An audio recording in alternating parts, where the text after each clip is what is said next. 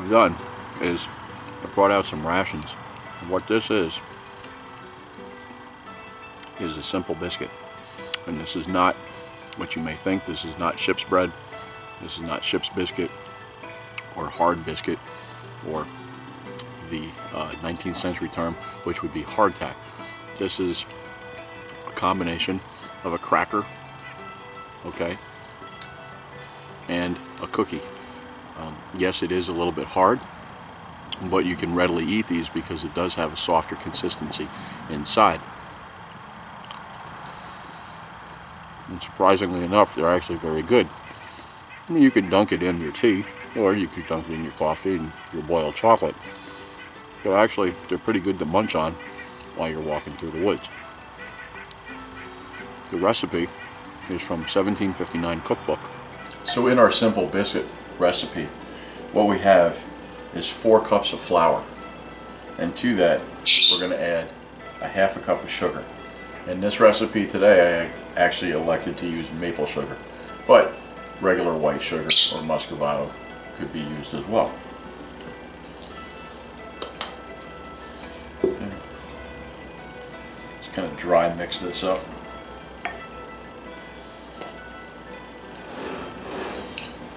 To our dry ingredients, we're going to take 1 egg, and we're going to whisk this up.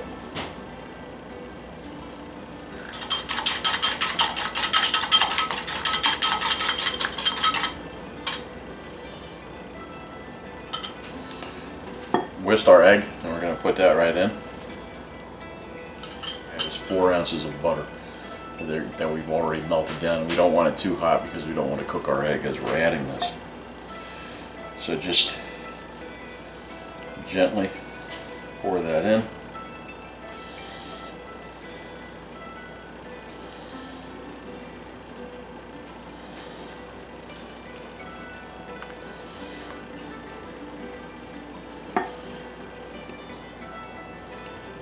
And we'll mix this up into a paste.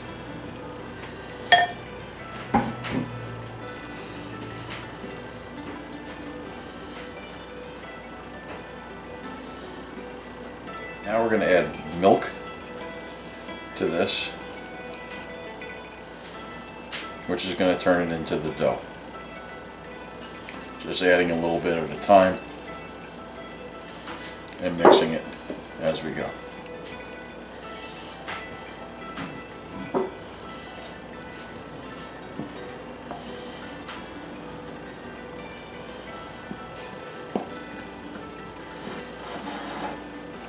Actually, I think we're at just about the right consistency right now.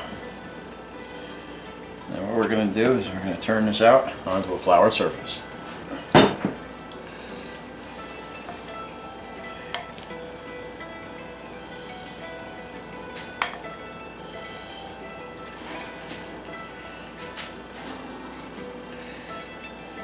Now we'll roll it out.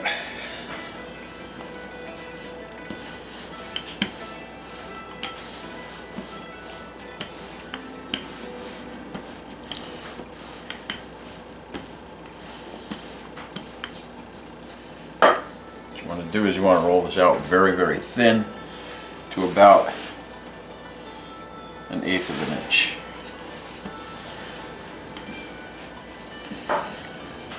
Now we're just going to cut out our rounds.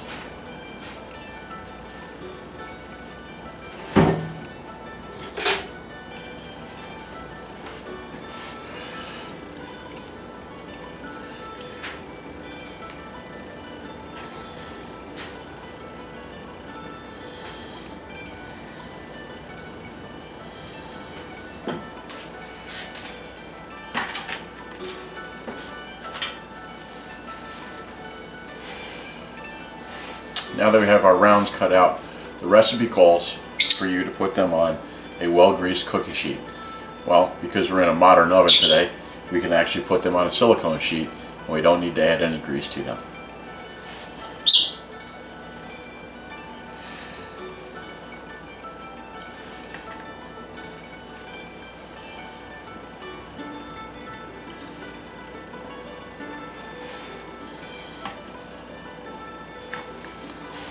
Now, we've been preheating our oven now at about 250 to 300 degrees. And what the recipe calls for is once they've been placed on your baking sheet, just before you put them in the oven, you poke holes in them. So we'll go ahead and do that.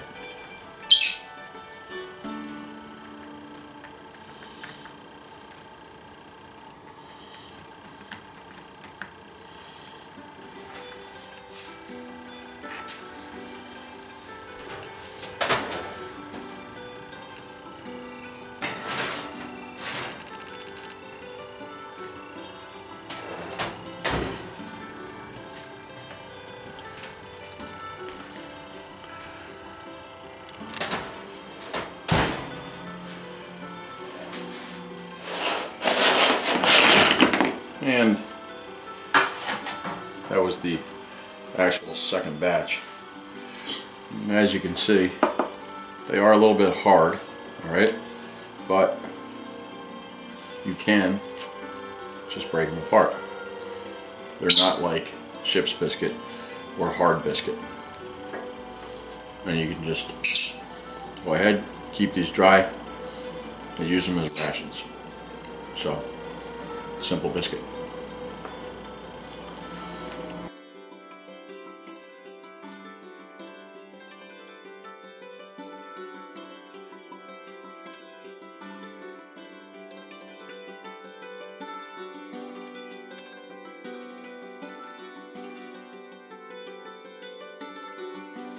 So the woodsmen of the 18th century had several options to choose from when they were talking about their hand axes or their tomahawks or their pole axes.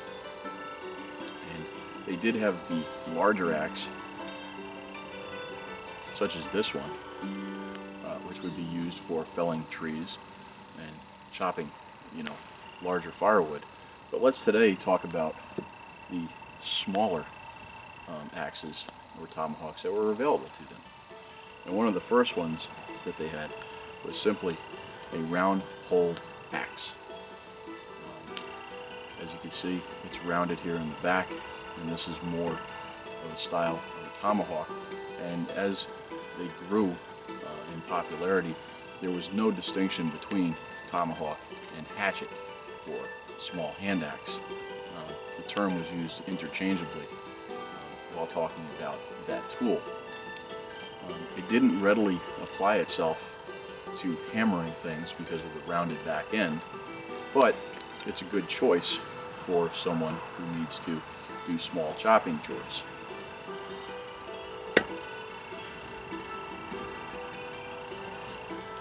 Later on, in the example of this tomahawk, this is a square poled tomahawk in which it has a square back to it, so that if you were pounding in nails or you needed to break things up, you could use the back of that readily. It would be easier than just using a round pole axe. It has a beard that comes down and is curved, and the nice thing about tomahawks and the smaller hand axes are that they were multifunctional in that if you did break the handle, being that it came out so easily, you could get a branch and you could hone it down with this tool or your knife if you so chose to, and you can make a handle readily and very quickly. The other thing is too, if you mount this on the end of a stick in this fashion, it could be now an adze, and you can use it as that type of tool.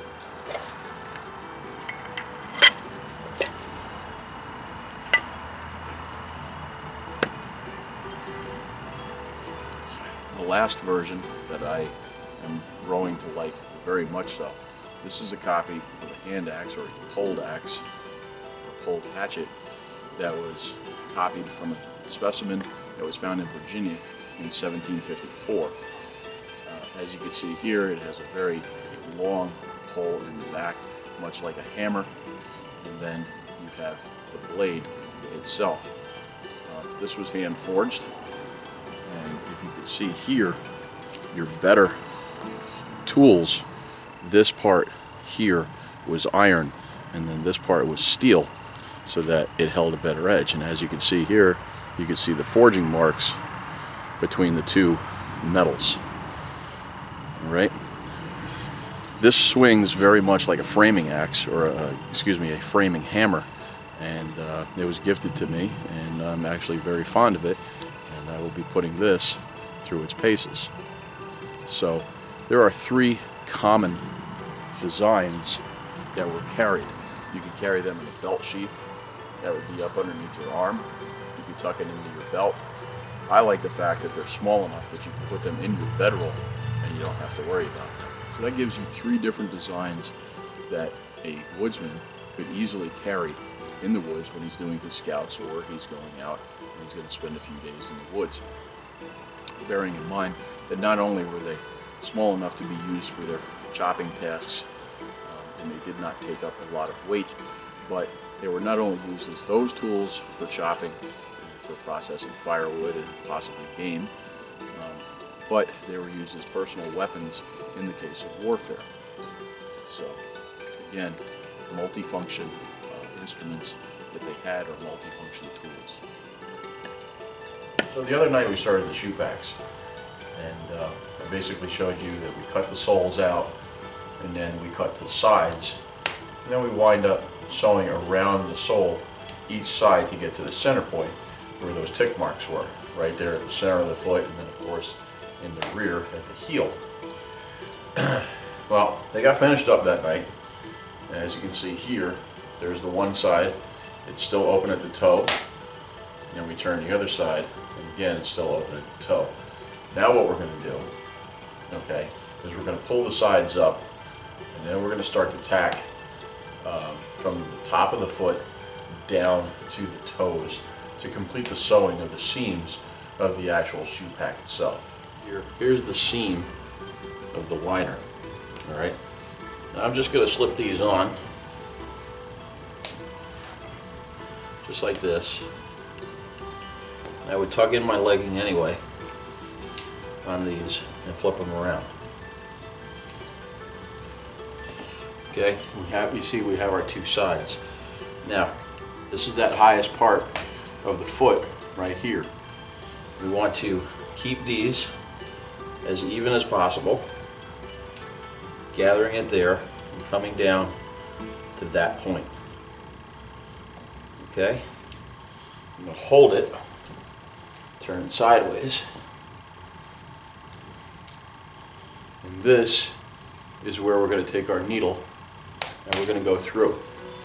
And then we're just going to do a running stitch all the way down the angle of the foot to the toe to sew those up. So I'm going to get my needle and my wash linen, and we're just going to sew that up.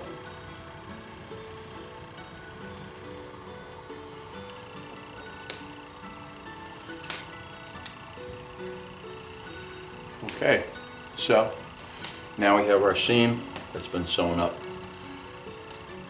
to the top of my foot. And as you can see, we've cut the flap, and this is going to allow us to wrap this. Now, this is the left boot, or the left shoe pack, and on the right one, as you can see, what I did was I made it so that the inside tab just goes just past that spot, and then the outside wrap will go all the way around to the back of my leg. So what we want is we want this one to be the shorter one. So I want it to come to about here. So we'll just cut that.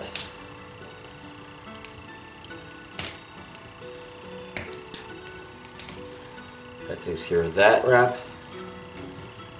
And this one will go around here.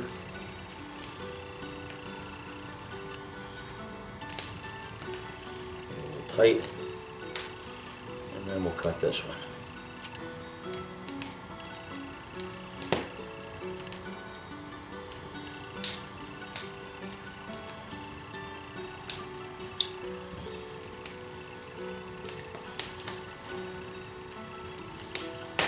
And now we have that.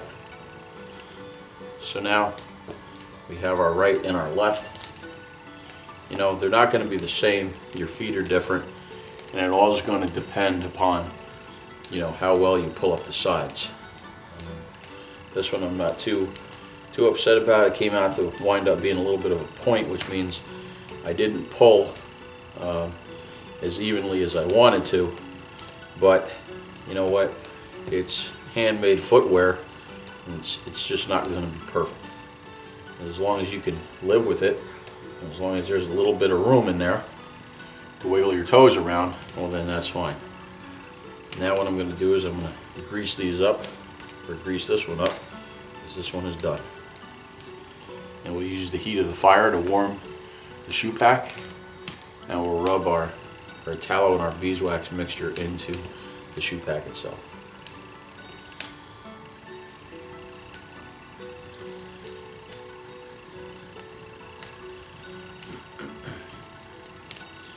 The nice thing about this is what you're going to cut your thong with to go around the shoe pack. And you start in a corner and just work it around and just cut it in a spiral all the way around.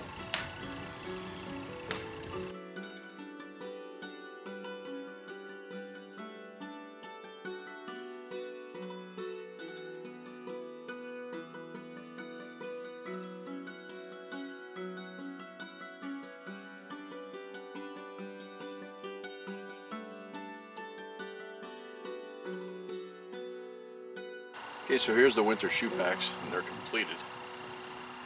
And as you can see, they fit rather nicely.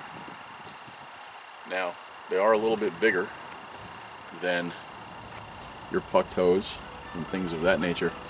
But if you take a look, if you think about it, show me a winter boot that isn't actually bigger than most normal shoes. They're plenty large, they're flexible. I can put large socks in here, large woolen socks, and I can even add extra winter liner material to that to help insulate my feet a little bit more. Now the system isn't done yet because there's still one more piece to this puzzle to actually make it so that I'm going to be guarded pretty much against the cold, and I'll show you that right now.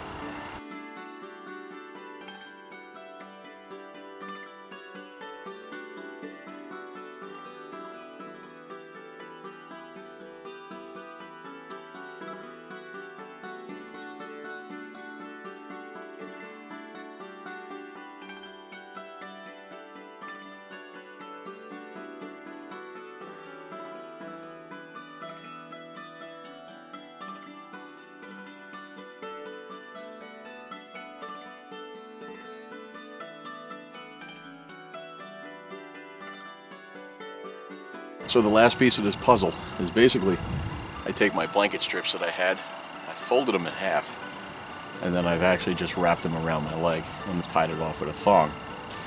You could tie them off with another thong down at the bottom. I haven't decided that. Probably the first time these unravel, I'll put one around my ankle as well. So this should be my preferred footwear for the rest of the winter as far as my 18th century kit. Okay, so that's it for this episode of Shadows in the Forest. I realize it's a long one. It was another long video.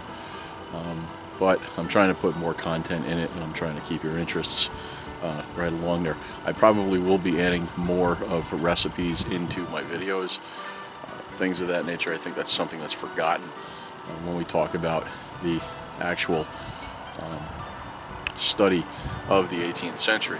You know, it's great to know different techniques and different clothings and things of that nature. But, you know, what they ate too comes into play. You have to realize what they had then is not like driving into Burger King or McDonald's or something of that nature.